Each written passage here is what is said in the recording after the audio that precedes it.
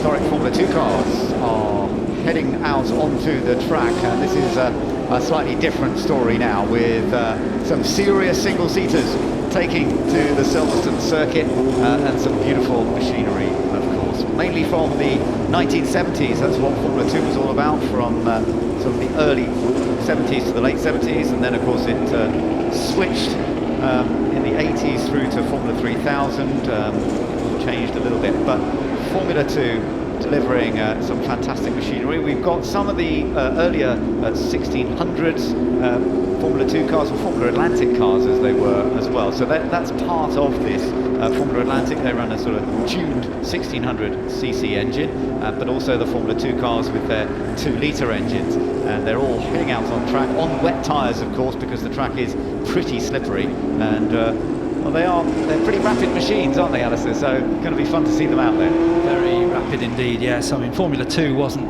far off Formula 1 pace at times, and certain drivers managed to get Formula 2 because they used to run combined races occasionally at places like the Nürburgring, where it was 14 miles long. So they would actually put the Formula 2s out with the Formula 1 cars, and Jackie Ickx managed to get a car well up into the Formula 1 section of the race.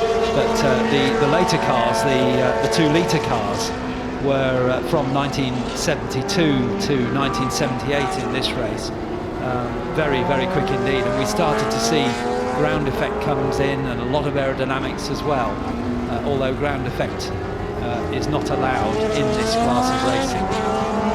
So a couple of cars out there, Matthew Watts in the March 782 in the number 9 car. You can just see that on the left hand side, the white car. That's an ex-Mark Surer machine. He was one of the stars of Formula 2. But also coming down there, we've got the number 78 car. Yeah, that's a beautiful machine, Matthew Vickley March 782. So that's one of the later cars, and as you say, you can see the aerodynamic change effectively from some of those later cars, can't you? That's right, yes, very different to the early cars, which got a car off in the background. Yes, yeah, yes, into the gravel. Hopefully he's going to be okay, and they're going to get that car back out again. But you can see how the wider tyres, the wet tyres, and there we are, yeah, so just getting back on again. Oh, that's Martin Stretton. Yeah, it is Martin Stretton. One of the most experienced and capable drivers out there. Absolutely, that just shows how slippy it is. Martin just dived straight back into the pits, so that must have been at Luffield where he went off into the gravel. That's a very early Formula 2 car that did have a 1600 engine, but it's now got a 2-litre engine fitted, I gather. He's now got a 2-litre engine, so he's running it with that, because back in the day, I think he had run one once, so he's allowed to do that, but of course it doesn't have all the aero benefits of some of the later cars. So we'll see how Martin gets on. He is a very, very rapid driver, so let's hope there's not a problem with the car. It seems a bit strange. Number 3 here, Timothy De Silva in the Chevron, the American, with the Chevron B35. This was in 1976. Chevron was started by Derek Bennett in 1965, and sadly Derek was killed in a hang gliding accident in 1978, and subsequent to that the mark continued, but not as successfully as with his brilliant mind. But very proud Lancastrian, and built open wheel cars as we see here, but also very, very successful sports cars as well. So we're getting some initial laps in already. Number 19 fastest, that's Miles Griffiths, who won this event back in 2019 actually, so no big surprise that he's quickest. He's in a Rolt. There aren't many Rolts, there are a few Rolt RT1s in this category, and it's obviously a very competitive car. As we saw Timothy De Silva just now, and he's up there in 2nd position currently. But we're going to see, I'm sure, a lot more changes as we go through this. Number 77, Andrew Smith, has just popped up there. He's in 4th place. Another quick driver in Formula 2, Andrew Smith. And Mark Charteris as well, I see, in 5th place, number 42. And then in 6th place is the number 9 of Matthew Watts. All these are the later cars, unsurprisingly, on this very fast Silverstone circuit. So let's have a look who else we've got popping up through the order. There's the number 19 car that we saw, Miles Griffiths, the Rolt, who has set the pace. Yeah, and that car looks absolutely immaculate, doesn't it? Beautiful clean livery, and he's charging along into the spray, trying to spot his braking point as he comes down towards Stowe Corner. And they've got this lovely, like Formula One cars of that period, that slightly wider rear end to the front end, which was absolute classic, isn't it? Yeah. And in fact, the RT1 Rolt was used in Formula 2, as it is here, Formula 3 as well, and Formula Atlantic, with different sized wheels, different engines, but the same chassis. And that car designed by Ron Taranach, who was the partner of Jack Brabham, and the Jack Brabham's cars were always named number BT, well, that was Brabham and Taranach. Yeah, and then setting up Rolt. Equipe, and very, very successful in Formula 3, Formula 2, wonderful machinery. So that's going well for Miles Griffiths at the moment, fastest so far. Just seen an improvement for Matthew Wrigley. He's moved up to second place in his car, the March 782. In 1978, it was actually Bruno Giacomelli who dominated European Formula 2 that year. March was particularly strong throughout the whole Formula 2 period, there's no doubt about it. But right now, it's a Rolt that is on top of the time so far. Good to see the number 34 Martin Stretton car back on track again. So obviously a quick check in the pits after that spin and sent back out again. Callum Grant's moved up to 5th. Keep an eye on him. He won at Donington earlier this year. He's actually in a Formula Atlantic car, the March 79B. So he might miss out a bit on horsepower here. He's got a 1600cc engine, but he will be competitive. Currently, he's just been pushed down to 6th, but definitely one to watch. Another driver familiar on the historic scene, Callum Grant. He jumps in anything, and mostly open wheel racing, but very, very quick indeed. And I was just thinking, Miles Griffiths, he didn't do the pre-war qualifying, did he? But he's done all of the other 3. Oh, right. And he's a busy man, isn't he? He is busy, isn't he? Yeah, it's great to see that. I saw Callum Lockie earlier, just before we came in, and I think he said he's doing 6. I think, blimey, how do you switch from one car to another like that, to be able to drive all these different cars throughout the course of the weekend? It's lovely to see.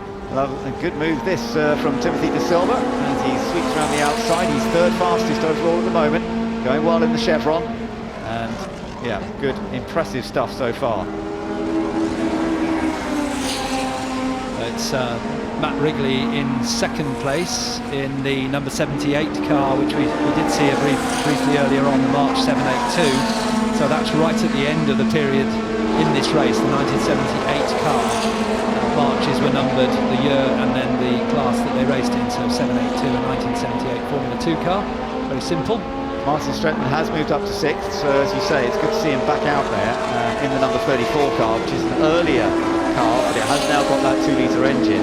But March 71 car to go up to what is now 6th is impressive, as we see that Matt Wrigley has now gone up into top spot, 2 minutes 17.0 as opposed to 2 minutes 17.1. Very, very close up the top of the tree right now. 23 car moving out of the way, that is Korderberg in a 1973 March. It's quite busy out there, isn't it? It is, certainly is, and it must be difficult to get a clear lap for the quicker drivers. We've got about 5.5 minutes remaining in the session, and with a 2.25 minute lap, it's not very long, but they really got to be out there and on the pace. Yeah, no doubt about it. Let's see who else can put in. I was just looking at that. Number 77 put in a good lap. That's Andrew Smith. He is quick, and he's done a good lap in his March 742, so the 1974 car. Fraction faster than Griffiths. It's only tiny, but it does put him fastest for the moment. And it was a very good middle sector, particularly, that it strung together. And look at the beautifully liveried number 40 car, Brian Morris. That's another 782. That's an ex-Giancarlo Ginzani car. That sort of orange car, not the first of the 2 orange cars. The number 44 is a different one there, but the one slightly further back. So, still Wrigley out there the fastest at the moment. Number 88, Rob Weldon's just done a good lap. He's gone 6th quickest. So a few changes going on. We've got just under 4.5 minutes still to go in this session. Does show promise for being a good race this one, doesn't it? Yeah, a tenth of a second between the first 2, and then really just about 0.4 next to third place. The silver not far behind, and it's a long lap as well, so these gaps are very, very small indeed. Bit of a dry line developing though, you can really see it there, can't you, through Abbey Corner, that there is real dry line. So it does look to me as though we could still potentially see more improvements before the checker flag comes out, some more changes to that top level. They'll tend to just stay out there. Of course, this is going to be what is basically a 20-minute race. This is not an endurance race by any means. It's going to be very much a sprint race, just single driver, single car, go for it. And that's what they're trying to do now, as the track just dries up a little bit. Not many people, actually further down the order, people are improving. Up the top, it's holding fairly constant at the moment. Oh, all getting a bit tight further around the lap. So far, it's still the number 78 car, Matthew Wrigley, that is fastest. Bit of an improvement for number 70, David Tolman, in the Motul Rondell. Pretty unusual car.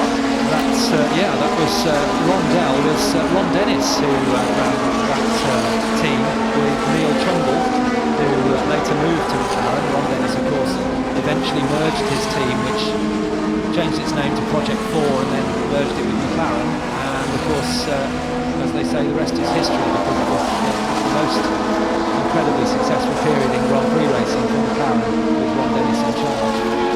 These cars have actually raced here at Silverstone already this year, so they've got a bit of experience of running around. I'm not sure they ran the full lap, but I think they did actually, because Miles Griffiths took a couple of victories earlier on this year in his role. He's now currently second quickest, but only by just under a tenth of a second.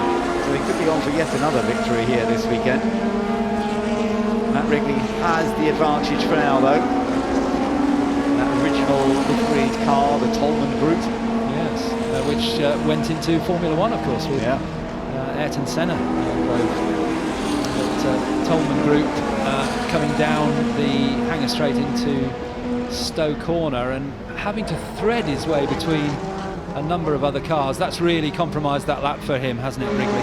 Yeah, that's made life pretty difficult. Only going to a minute and a half left in this session. At the moment, Wrigley still fastest from Griffiths.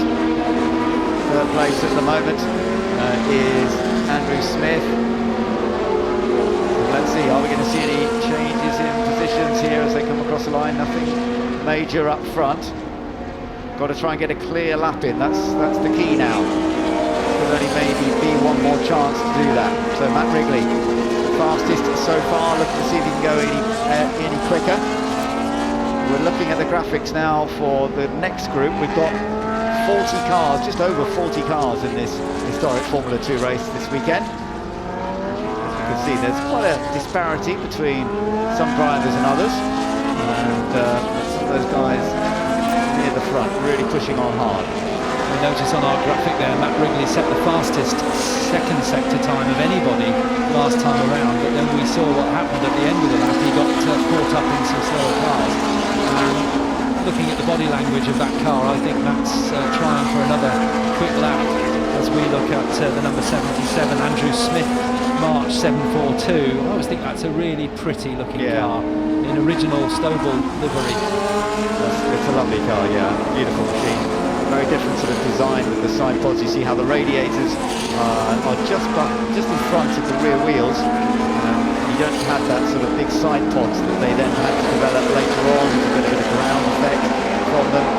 And it is, as you say, beautifully liveried as well. And he's fast, third quickest so far in an older car than the others, and very much on the pace. There's very little difference between them.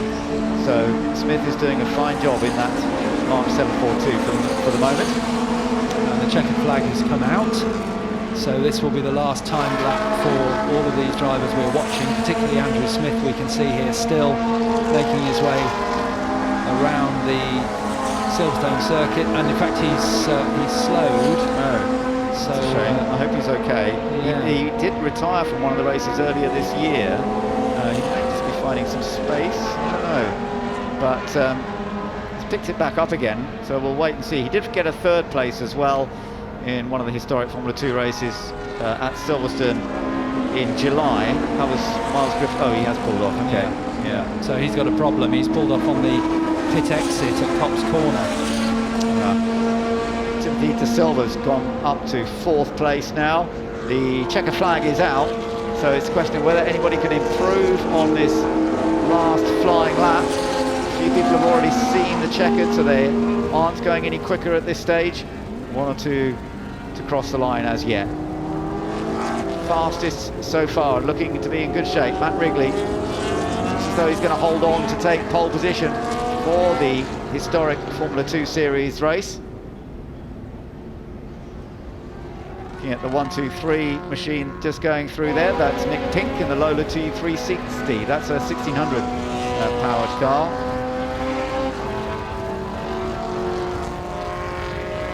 And Matt's father, Mike Wrigley, is on the graphic now in the top 20. He's down in 17th place, Mike Wrigley.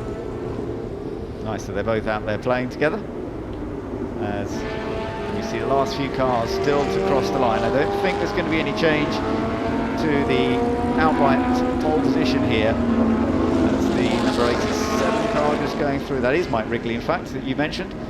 So, yeah, not as quick as Matt, but he's done a good job nonetheless. Down there in 17th position. Just waiting to see whether Andy Smith is going to be able to go any quicker on this lap. He's on a reasonably good first sector, I believe, and I think he crossed the line before the checkered flag. I think he stopped, pulled over at Copse, didn't he? Oh, sorry, yes.